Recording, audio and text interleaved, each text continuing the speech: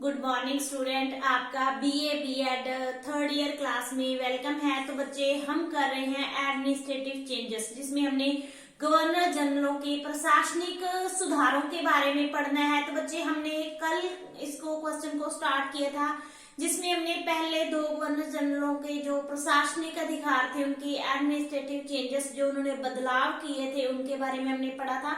Firstly बच्चे हमने पढ़ा था लॉर्ड क्लाइव के बारे में। सेकेंडली बच्चे हमने पढ़ा था लॉर्ड वॉर्न हेस्टिंग्स के बारे में। क्लियर? तो जो आज नेक्स्ट हम गवर्नर जनरल के बारे में पढ़ने जा रहे हैं वो है लॉर्ड कॉर्नवालिस के प्रशासनिक सुधार। तो बच्चे लॉर्ड कॉर्नवालिस का जो टाइम पीरियड है वो है 1796 से 1793। तो बच्चे ये क्या था, 1786 से 1793 तक इनका भारत में गवर्नर जनरल का टाइम पीरियड था। ये इंग्लैंड के कुलीन परिवार में संबंध रखता था और इनका जन्म 1738 में कुलीन परिवार से हुआ था और 1786 में पिटिस इंडिया एक्ट के अंतर्गत इनको गवर्नर जनरल बनाकर भारत भेजा गया था 1786 में, और 1793 तक इन्होंने गवर्नर जनरल के पद पर कार्य किया था। तो इनके प्रशासनिक सुधारों की बात करें तो फर्स्टली हम बात करते हैं भारतीयों को उच्च पदों से वंचित करना। तो बच्चे प्रशासनिक सुधार लाने का जो लॉर्ड कॉर्नवालिस का मुख्य उद्देश्य था, प्रशासनिक कुशलता लाना, प्रशासन को सरल बनाना और इसके जो विभागीय अधिकार क्षेत्रों, जो प्रशासन के विभागीय अधिकार क्षेत्रों का स्पष्ट रूप से वर्गीकरण करना और रिश्वतखोरी और घूसखोरी रोकना था। तो इन्होंने फर्स्टली क्या स्टेप उठाया, भारतीयों को उच्च पदों से वंचित कर दिया, क्योंकि जो बच्चे कॉर्नवालिस था वो भारतीयों अधिकारियों के प्रति बहुत ही घृणात्मक और संकुचित विचार रखता था। उसका विचार था कि भारतीय अधिकारी है वो अयोग्य है, आलसी है, निकम्मे है। तो उसने भारतीयों को उच्च पदों से वंचित रखना सही समझा और उन्हें वंचित भी रखा। उन्होंने जो सिविल सेवा में किसी भी भारतीय को मुंसिफ या सदर, अमीन या डिप्टी कलेक्टर के पद से कभी भी उच्च पद नहीं दिया जाता था। उसके टाइम पीरियड में सेना में एक भारतीय जमादार के पद से ऊपर नहीं उठ सकता था। वास्तव में क्या था बच्चे, जो लॉर्ड कॉर्नवालिस की नीति थी वो थी भारतीयों को अंग्रेजों के अधीन रखना था। तो जिस सम्मान, गौरव या सरकारी पद को छोटे से छोटा अंग्रेज स्वीकार कर ले, वह उससे भी भारतीयों को दूर रखना चाहता था। और बच्चे लॉर्ड कॉर्नवालिस के इन संकुचित विचारों के कारण या दृष्टिकोण के कारण भारतीयों के मन में अंग्रेजी शासन के प्रति घृणा का भाव पैदा हो गया और इस तरह लॉर्ड कॉर्नवालिस ने भारतीय प्रशासनिक मशीनरी का यूरोपीकरण किया था। दूसरा स्टेप उसने क्या उठाया था, कलेक्टरों को न्याय संबंधी अधिकारों से वंचित रखना, deprived the collectors of the judicial powers. तो पहले क्या होता था बच्चे कि जैसे कि जो वॉर्न हेस्टिंग्स ने कलेक्टरों की नियुक्ति की थी, उनको भूमि कर और न्याय संबंधी अधिकार दिए थे। तो इन्होंने क्या किया कि कलेक्टरों को जो न्याय संबंधी अधिकार से उसके वो अधिकार इन्होंने छीन लिए और भविष्य में कलेक्टरों का मुख्य कार्य क्या रह गया था, अपने जिले में भूमि कर इकट्ठा करना रह गया था और उनके जो न्याय संबंधी अधिकार थे वो जिला अदालतों को दे दिए थे इसने। तीसरा पॉइंट आता है वेतन में वृद्धि करके भ्रष्टाचार को रोकना। तो बच्चे इसके समय में जब ये कॉर्नवालिस भारत में नहीं आया था तो इसके आगमन से पूर्व कंपनी की आर्थिक दशा बहुत कमजोर हो गई थी। कंपनी के डायरेक्टरों ने जब लॉर्ड कॉर्नवालिस को कंपनी की दशा में सुधार करने का आदेश देकर भेजा था और उस समय बच्चे कंपनी के कर्मचारी कंपनी के कार्यों और कंपनी के व्यापार की ओर कम ध्यान देते थे और अपने निजी व्यापार और स्वार्थों की ओर अधिक ध्यान देते थे। तो जो कंपनी के अधिकारी होते थे वो भारतीय व्यापारियों से बहुमूल्य उपहार भी लेते थे और इसका एक उदाहरण था बनारस का रेजिडेंट। तो बच्चे उसकी अंग्रेजी सरकार की तरफ से जो एक साल की वार्षिक वेतन था वो था 1350 पाउंड। जो वो उपहार या रिश्वत या घूसखोरी लेकर ऊपर की कमाई करता था वो था 40,000 पाउंड। तो ऐसी स्थिति से निपटने के लिए बच्चे लॉर्ड कॉर्नवालिस ने दो कदम उठाए थे। एक तो उन्होंने बच्चे कंपनी के कर्मचारियों का निजी व्यापार बंद कर दिया।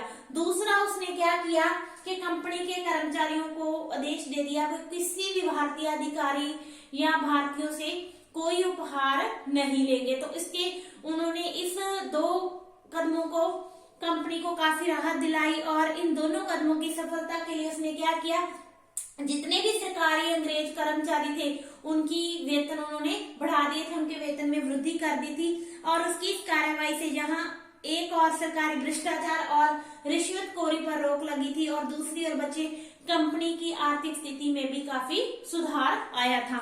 यहाँ तक आपको क्लियर कि कॉर्नवालिस ने 3 तरह के प्रशासनिक सुधार किए थे, बदलाव किए थे।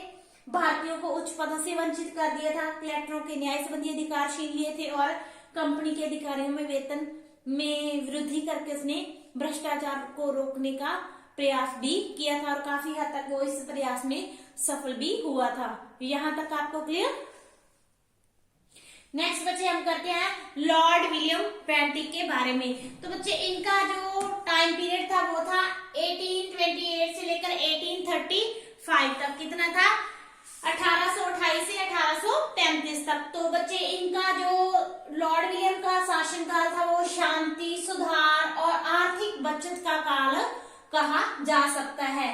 तो बच्चे इन्होंने भी बहुत से प्रशासनिक सुधार किए थे भारत के प्रशासन में और बंगाल के प्रशासन को लेकर। और इन्होंने बच्चे प्रशासनिक मशीनरी में सुधार लाने के लिए उस समय जो चार्ल्स मेटाकफ था, जो प्रशासन का अधिकारी था, उनके सुझाव को मान लिया था और इसके अनुसार उन्होंने छोटे छोटे पदों पर भारतीयों को नियुक्त करना था और उन पर यूरोपियन नियंत्रण को स्थापित करना था। तो फर्स्टली स्टेप इन्होंने क्या उठाया था? भारतीयों की नियुक्ति की थी, अपॉइंटमेंट ऑफ इंडियंस। जैसे कि बच्चे कॉर्नवालिस भारतीयों के प्रति घृणा और संकुचित दृष्टिकोण रखता था और उसने भारतीयों को उनके पदों से वंचित कर दिया था, परंतु बच्चे जो लॉर्ड विलियम बेंटिक था उसने भारतीयों की कार्य क्षमता में विश्वास रखते हुए इस नीति को बदल दिया। उसने भारतीयों को छोटे छोटे पदों पर नियुक्त किया और भारतीयों को नियुक्त करने के पीछे उसके कई उद्देश्य थे। जैसे कि उसको लगता था कि जो प्रशासन में भारतीय अधिकारी है वो कम वेतन पर अधिक कार्य कर सकते हैं, कि जो उनका प्रशासन का काम है वो कम दामों पर चल सकता था। दूसरा, इससे क्या होगा, भारतीयों को कुछ संतुष्टि मिलेगी कि उनको भी सरकारी नौकरियां मिल रही हैं। और तीसरा, भारतीय जो भारत के देश की परिस्थितियों को, भाषा को और लोगों की प्रकृति से अच्छी तरह जानू थे और उनकी सेवाओं से काफी लाभ भी हो सकता था। तो इस उद्देश्यों को लेकर उन्होंने भारतीयों को नियुक्त किया और 1833 में उन्होंने एक चार्टर एक्ट पास किया था जिसमें उन्होंने कहा था लॉर्ड विलियम बेंटिक ने कि बिना किसी रंग, जाति भेदभाव के सरकारी नौकरियां दी जाएंगी। तो उसमें उन्होंने इस एक्ट के अंदर भारतीयों को सरकारी नौकरियों पर नियुक्ति की और उनका कुछ अंश तक उन्होंने इस एक्ट की जो घोषणा की थी उसको, अपने वचन को पूरा भी किया था। सेकंड पॉइंट आता है कलेक्टरों और मैजिस्ट्रेटों के पदों को इकट्ठा करना। Combined the posts of collectors and magistrates. जैसे कि बच्चे लॉर्ड विलियम बेंटिक ने क्या किया, कलेक्टर और मैजिस्ट्रेटों के पदों को इकट्ठा कर दिया। वो दोनों के कार्य एक ही अधिकारी के अधीन इकट्ठे कर दिए थे। अब कलेक्टर क्या करेंगे बच्चे, भूमि कार्य इकट्ठा करने के साथ साथ न्याय संबंधी कार्य भी करेंगे, जैसे कि पहले से चला रहा था।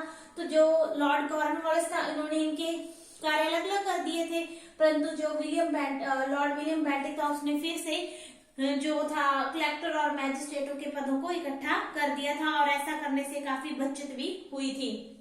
तीसरा पॉइंट आता है समाचार पत्रों के प्रति उदारता की नीति, liberal attitude towards newspaper.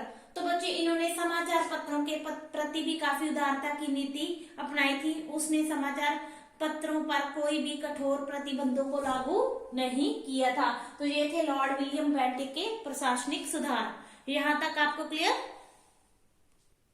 Next बच्चे हम करते हैं लॉर्ड डलहौजी के प्रशासनिक सुधार। तो बच्चे जो लॉर्ड डलहौजी था उनका टाइम पीरियड था 1848 से लेकर 1856। तो वो क्या था, जो लॉर्ड डलहौजी था वो एक साम्राज्यवादी शासक था और उन्होंने भारत में एक एक करके अपने साम्राज्यवादी नीति के अंतर्गत बहुत से राज्यों को अपने अंग्रेजी शासन में मिला लिया था। उनके प्रशासनिक सुधारों की बात करें बच्चे, तो जो लॉर्ड डलहौजी ने प्रशासनिक सुधारों का आधार केंद्रीकरण की नीति थी। क्या था? केंद्रीकरण की नीति थी और उन्होंने ये नीति नए प्राप्त किए गए प्रदेशों के प्रबंध के संबंध में अपनाई थी और उन्होंने इन नए राज्यों का शासन चलाने के लिए चीफ कमिश्नरों की नियुक्ति की थी और ये चीफ कमिश्नर जो शासन प्रबंध के लिए सीधे गवर्नर जनरल के प्रति उत्तरदायी होते थे और जिला मैजिस्ट्रेटों के अधीन उन्होंने न्याय, जिनमें सैनिक और असैनिक कार्य आते थे, पुलिस और राजस्व संबंधी कार्य अधिकार दे दिए थे और उनकी इस प्रचलित व्यवस्था को नॉन रेगुलेशन सिस्टम कहा जाता है। क्या कहते हैं? Non regulation system. और उनके अनुसार बच्चे शासन व्यवस्था को पूर्ण रूप से कानूनों के अनुसार नहीं चलाया जाता था और उन्होंने शांति व्यवस्था, राजस्व एकत्रित करने और लोगों के न्याय देने की ओर अधिक ध्यान दिया और कानूनों की तरफ कम ध्यान दिया था। तो फर्स्टली बच्चे उन्होंने बंगाल में लेफ्टिनेंट गवर्नर की नियुक्ति कर दी थी क्योंकि बच्चे लॉर्ड डलहौजी एक साम्राज्यवादी शासक था और उसके टाइम पीरियड में जो अंग्रेजी साम्राज्य था वो काफी विशाल हो गया था और उन्होंने अब गवर्नर जनरल के लिए बच्चे पूरे भारत में शासन प्रबंध का निरीक्षण करना और साथ ही बंगाल का शासन प्रबंध देखना कठिन कार्य हो गया था। तो इसलिए उन्होंने बंगाल में एक लेफ्टिनेंट गवर्नर की नियुक्ति कर दी थी जो कि बंगाल का शासन प्रबंध देखता था और उनकी इस कार्य के कारण शासन प्रबंध में काफी कुशलता आई थी। सेकंड पॉइंट आता है नए प्राप्त किए गए प्रदेशों का विशेष प्रबंध, non regulation system in new territories. तो बच्चे लैप्स की नीति के अंतर्गत लॉर्ड डलहौजी ने बहुत से प्रदेशों को विजिट करके अपने अंग्रेजी साम्राज्य में मिला लिया था।